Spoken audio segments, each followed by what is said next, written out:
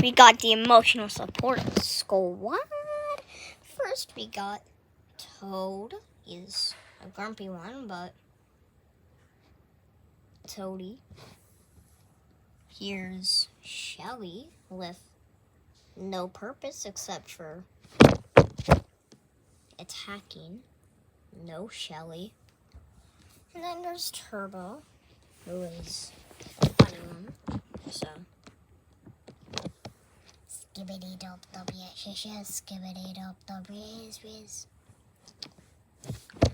As I was saying, so bye Turbo. Then we got Piglet. He is a little bit different, but practically the same. I mean, all he is just a piece of toast with a lollipop or a spoon. I can't tell. And then we got Rocco the sea turtle, who, when you pet his shell, it gives you good luck. So he's very nice. And so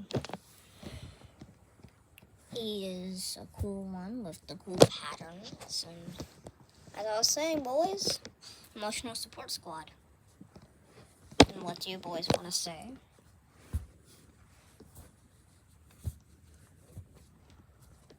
Well, what do you guys want to say? Well, I said, what do you guys want to say? Please subscribe. I like that idea. So please subscribe.